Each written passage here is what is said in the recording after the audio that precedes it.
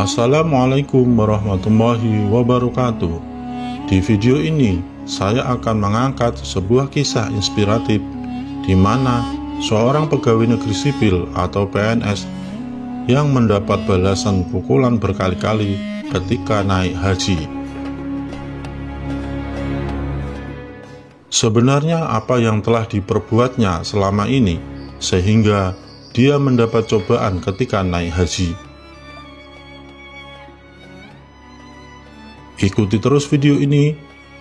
Namun, untuk menjaga silaturahmi, silahkan subscribe dan tekan tombol loncengnya, agar kalian semua selalu mendapatkan informasi terbaru dari channel ini. Dan inilah kisahnya. Pria ini bernama Hirman. Dia adalah seorang PNS atau pegawai negeri sipil yang oleh masyarakat dikenal mempunyai sifat yang keras dan temperamen. Di kampungnya, dia dikenal sebagai jawara. Hirman suatu ketika berangkat menunaikan ibadah haji.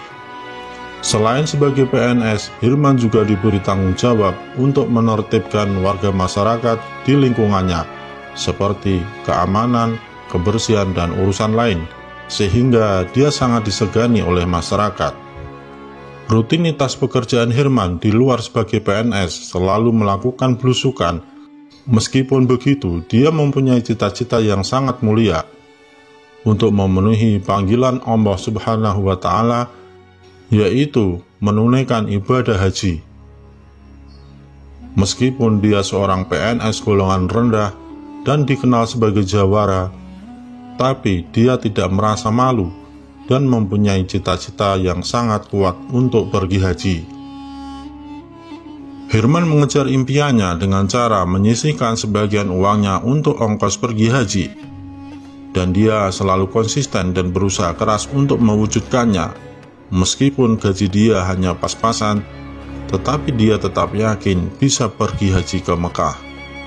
Dia mempunyai prinsip, sedikit-dikit lama-lama menjadi bukit.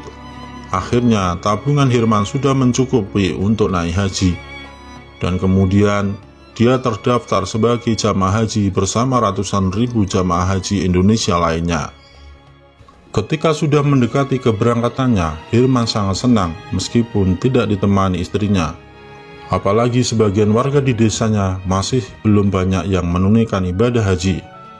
Buat dia, ini adalah kesempatan sangat langka. Hirman kemudian menggelar syukuran keberangkatan haji dengan mengundang ustadz dan para tetangganya. Para tetangga juga bangga kepada Hirman karena merasa mewakili mereka dalam berhaji. Sesampainya di Tanah Suci, Hirman mendapat pengalaman spiritual yang sangat membekas di sanubarinya. Kisah dia diceritakan oleh ustadz muda di lingkungannya, sebut saja Ustadz Kusairi. Beliau sering membagikan kisah inspiratif ini dalam khutbahnya jika ada kesempatan. Hirman, sang jawara kampung, mengalami kejadian aneh.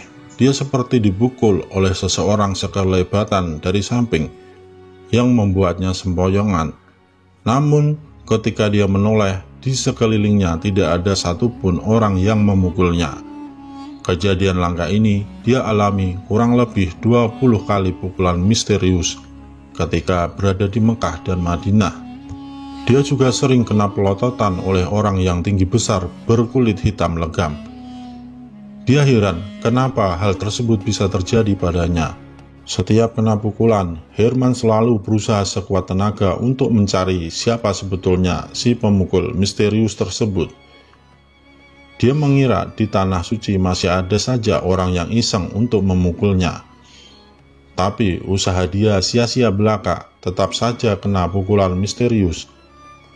Kalau sesekali kena pukul karena faktor berebut tempat saat berdesakan, itu wajar saja, karena jamaah haji jumlahnya sangat banyak. Tapi kalau kena pukul sampai 20-an kali, ada yang tidak beres kali ya, ujar Hirman merasa heran. Semua kejadian itu membuat Hirman introspeksi, sebenarnya ini pertanda apa? Apakah ada sesuatu yang ingin Allah Subhanahu wa Ta'ala sampaikan kepadanya? Herman menduga apakah ada yang salah dalam niat dan langkahnya ketika naik haji. Namun Herman belum tahu jawabannya. Dia tidak habis pikir kenapa dirinya seperti dipukul orang, bukannya diajak bicara ketika ada orang yang tidak suka. Meskipun Herman mendapat cobaan, tetapi dia tetap tekun dan teguh dalam menunaikan rukun haji, baik yang wajib maupun sunnah dalam ibadah haji dilakukannya seperti jamaah lainnya. Baik yang wajib maupun sunnah dalam ibadah haji dilakukan seperti jamaah lainnya, seperti sholat dan tawaf di Ka'bah. Suatu ketika saat Herman menunaikan tawaf, ia melantunkan kalimat thayyibah bersama jutaan jemaah lainnya. Labaik Allahumma labaik, aku datang memenuhi seruanmu ya Allah, aku datang. Seketika itu, kakinya merasa sejuk saat menginjak lantai Masjidil Haram.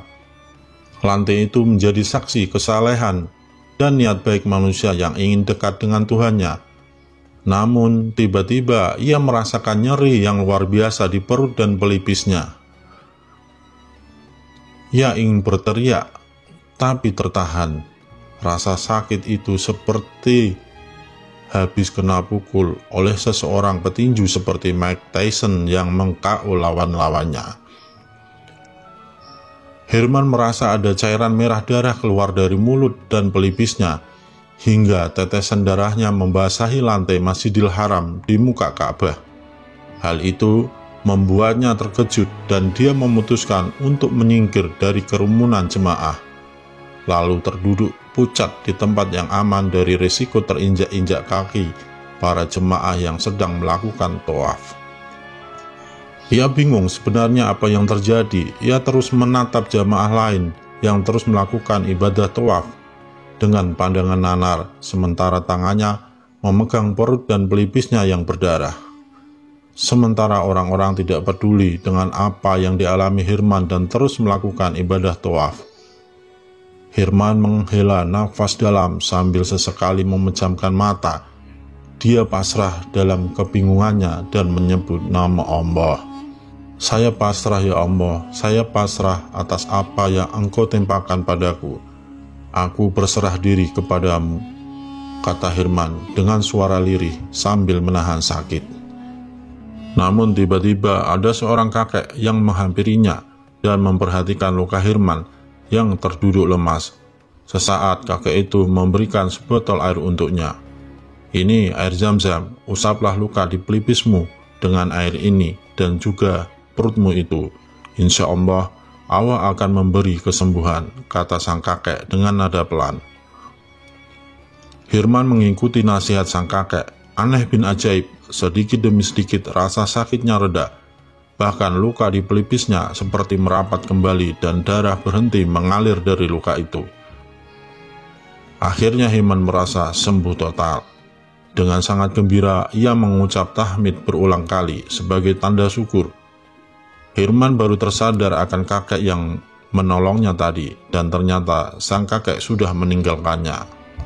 Saat pulang ke tanah air, Herman masih bingung apa sebenarnya yang terjadi. Menurutnya itu adalah ujian Allah dalam pertaubatan hidupnya.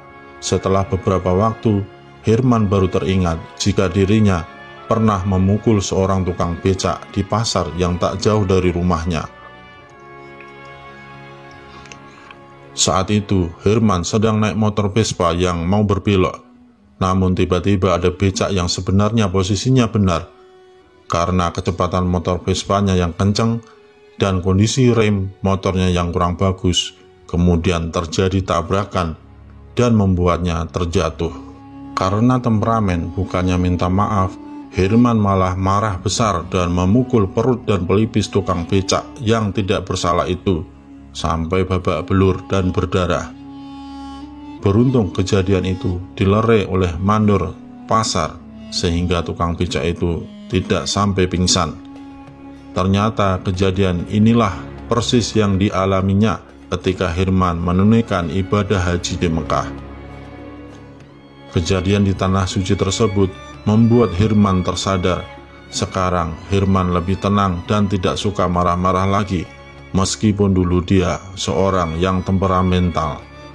Dia juga semakin rajin dalam menunaikan ibadah dan sering mengikuti kegiatan keagamaan di lingkungannya. Demikianlah kisah inspiratif ini. Jika kalian suka dengan video ini, silahkan subscribe dan tekan tombol loncengnya. Terima kasih.